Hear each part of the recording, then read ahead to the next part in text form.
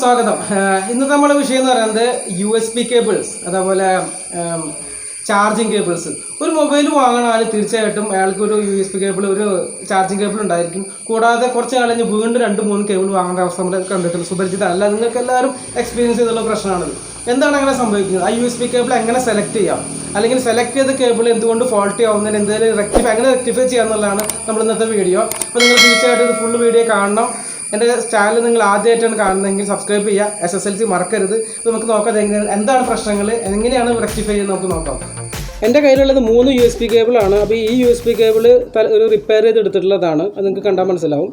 മറ്റൊന്നൊരു standard USB കേബിളാണ്. ഇതെല്ലാ നിലവാരത്തോടു കൂടി എല്ലാ സ്റ്റാൻഡേർഡ് കീപ്പ് ചെയ്തിട്ടുള്ള വിവോ എന്ന കമ്പനിയുടെ ഒരു USB കേബിളാണ് ഞാൻ ഈ കാണിച്ചിട്ടുള്ളത്. മറ്റൊന്നെന്ന് പറയുന്നത് ഇതിൻ്റെ തന്നെ ഈ 3 എണ്ണത്തിൻ്റെയും നമ്മൾ മൊബൈലിലേക്ക് കണക്ട് ചെയ്യണ പോർഷനാണ് ഞാൻ ഈ കാണിച്ചിട്ടുള്ളത്. അപ്പോൾ ഈ പോർഷനിൽ കാണുമ്പോൾ നിങ്ങൾക്ക് 3 എണ്ണം 3 കോലത്തിലാണ് കിടക്കുന്നത്. ഇതാണ് ഇതിൻ്റെ പ്രശ്നം. ഇതിലിപ്പോൾ ഏറ്റവും ക്വാളിറ്റി കൂടി കേബിളാണ് ഈ സാധനം. ഈ ക്വാളിറ്റിയുള്ള കേബിൾ പ്രത്യേകത എന്ന് വെച്ചാൽ നിങ്ങൾ ഇതിൽ ശ്രദ്ധിച്ചിട്ടുണ്ടായിരിക്കും, ഇതിൽ കുറച്ച് ഒരു സ്പ്രിങ് പോലുള്ള ചെറിയൊരു ഡിസൈൻ. ഈ ഡിസൈനാണ് ഇതിൻ്റെ ഈ ചർച്ചയ്ക്കൊക്കെ ആധാരം. അതുപോലെ തന്നെ ഇതിൻ്റെയൊക്കെ കാണാൻ ഇതാ സ്പ്രിങ്ങും മറ്റു സംഭവങ്ങളൊന്നും ഇല്ല, ഇതിൻ്റെ ഡിസ്റ്റൻസ് കുറവാണ്. അതേസമയം ആവശ്യമുള്ള ലെങ്ത്ത് ഇത് കീപ്പ് ചെയ്തിട്ടുണ്ട്. മറ്റൊന്നെന്ന് പറയുന്നത് വേറൊരു കമ്പനിയുടെ ഒരു USB കേബിളാണ്. ഇതിൽ ആവശ്യത്തിന് ലെങ്ത്ത് കീപ്പ് ചെയ്തിട്ടുണ്ട്, പക്ഷേ ഈ പറഞ്ഞ ഈ സ്പൈറൽ ആയിട്ടുള്ള ഒരു സ്ട്രക്ചർ ഇതിലില്ല.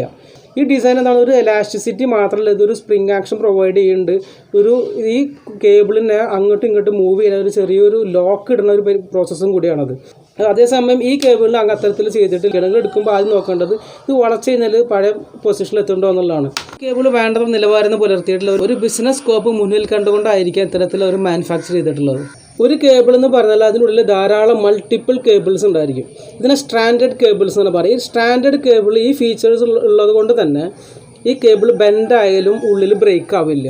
അപ്പോൾ ഇത്തരത്തിലുള്ള ഒരു ഫീച്ചർ നിങ്ങൾ സാധാരണ നമുക്ക് കണ്ടെത്താൻ സാധിക്കില്ല. അതെങ്ങനെ മനസ്സിലാക്കുമെന്ന് വെച്ചാൽ പ്രത്യേകിച്ച് ഇത് കേടായ പിന്നീട് കട്ട് ചെയ്ത് അങ്ങനെ നോക്കുക തന്നെയാണ്. അത് നമുക്ക് പ്രാക്ടിക്കലായിട്ട് നടക്കുന്ന കേസല്ല.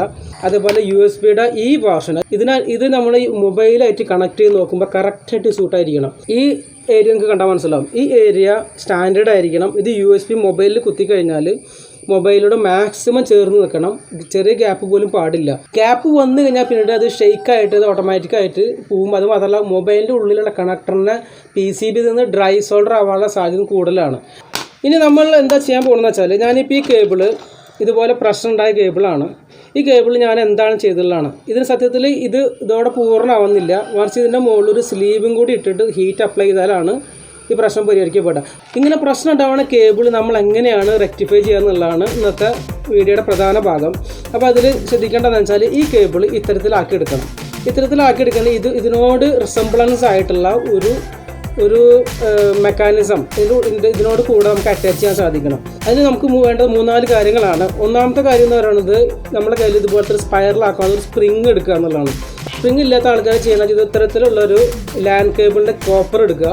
ഈ കോപ്പർ നിന്ന് ചുറ്റിയെടുത്ത് പുറത്തേക്ക് എടുത്തതിന് ശേഷം ഇതിൻ്റെ ഈ മുകളിൽ തന്നെ വൈൻഡ് ചെയ്തെടുക്കുക. അതുപോലെ വൈൻഡ് ചെയ്യുക. അപ്പോൾ എൻ്റെ കയ്യിൽ ഇതൊരു ഫോൾട്ടി ആയിട്ട് USB കേബിളാണ്.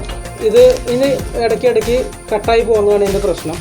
അപ്പോൾ ഇത് ഓൾറെഡി ഫോൾട്ടിയാണ്. പക്ഷേ അതേസമയം ഞാനിത് എങ്ങനെയാണ് റെക്ടിഫൈ ചെയ്യാമെന്നുള്ളതാണ്. ഇപ്പോൾ ഈ വൺസ് ഫോൾട്ടേഴ്സ് ആണ് നമുക്ക് പ്രത്യേകിച്ചൊന്നും ചെയ്യാനില്ല. Prevention is better than cure. അപ്പോൾ നമുക്ക് ആ രീതിയിലൊന്ന് ചിന്തിച്ച് നോക്കാം. അപ്പോൾ ഇത് എങ്ങനെ റെക്ടിഫൈ ചെയ്യാമെന്നുള്ളത് ഞാൻ നോക്കുന്നത്. ഇപ്പോൾ എൻ്റെ ഒരു സ്പ്രിങ് ഉണ്ട്. ആ സ്പ്രിങ്ങാണ് ഞാനിതിന് ഉപയോഗിക്കുന്നത്. അതല്ലെങ്കിൽ നമുക്ക് ഈ പറഞ്ഞ പോലെ ഈ കേബിള് കോപ്പറിൻ്റെ കേബിൾ ഉപയോഗിക്കാം. ഏത് വേണം ഉപയോഗിക്കാം. ഞാൻ ഉപയോഗിക്കുന്നത് ഇപ്പോൾ സ്പ്രിങ് ആണ്. അപ്പോൾ സ്പ്രിങ് ഞാനെന്താ ചെയ്യുന്നത്, ഫസ്റ്റ് ഇതിൻ്റെ ഉള്ളിലേക്ക് ഒന്ന് കടത്തി വയ്ക്കുകയാണ്. ഇതുപോലെ ആക്കി എടുത്തിട്ടുണ്ട് ഞാനിപ്പോൾ. നമുക്ക് ഈ പോർഷൻ ആവശ്യമില്ല. അപ്പോൾ ഈ പോർഷൻ ഞാൻ കട്ട് ചെയ്ത് കളയാണ്.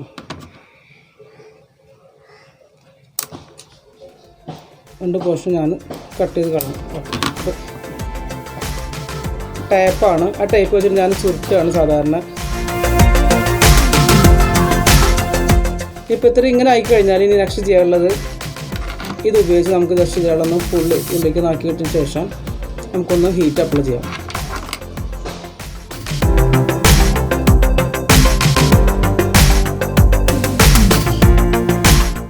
അപ്പോൾ ഇതിൻ്റെ മാക്സിമം നമ്മളിതിനെ നന്നായിട്ടൊന്ന് ചൂടാക്കി നന്നായിട്ട് എടുത്തിട്ടുണ്ട്.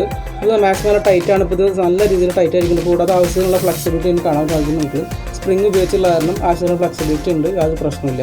ഇങ്ങനെയാണ് ചെയ്യേണ്ടത്. അപ്പോൾ എൻ്റെ കയ്യിലുള്ളൊരു കോപ്പറിൻ്റെ വയറാണ്. ഈ വയറിൻ്റെ ഏകദേശം ഹാഫായിട്ട് ഞാൻ എടുത്തിട്ട് അതിന് ചുറ്റാണ്. അപ്പോൾ അത് ചുറ്റണം നോക്കിക്കോ. നിങ്ങൾ ആദ്യം ചുറ്റിന് ശേഷം ഇത് മാക്സിമം അതിൻ്റെ ഉള്ളിലേക്ക് കയറ്റി വെച്ച് ചുറ്റണം, ടൈറ്റ് ആക്കണം.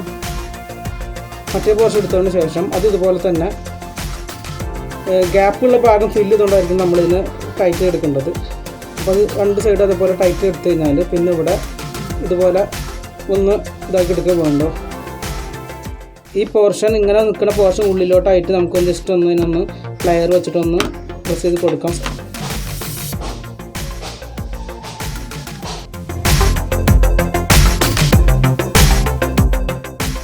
ഇനി എൻ്റെ കയ്യിലുള്ളത് നമ്മൾ കട്ട് ചെയ്ത് വെച്ചിട്ടുള്ള ഒരു ഇൻസേർട്ട് ചെയ്തിട്ടുള്ള സ്ലീവാണ്. ആ സ്ലീവ് കഴിഞ്ഞിട്ട് പതുക്കെ നമ്മൾ ഹീറ്റ് അപ്ലൈ ചെയ്യണം.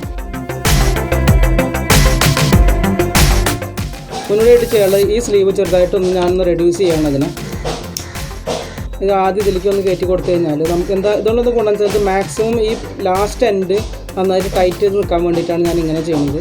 ഓക്കെ, ഇനിയാണ് നമ്മൾ ചെയ്യാനുള്ളത്. ഇനി നല്ല രീതിയിൽ ഇതിനൊന്ന് ഇതാക്കി കൊടുക്കുക.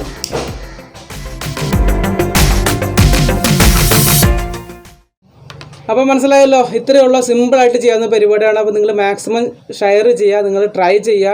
അപ്പോൾ 4 കാര്യങ്ങൾ ശ്രദ്ധിച്ചാൽ നിങ്ങൾക്ക് മാർക്കറ്റിൽ നല്ല USB കേബിൾ വാങ്ങാൻ സാധിക്കും.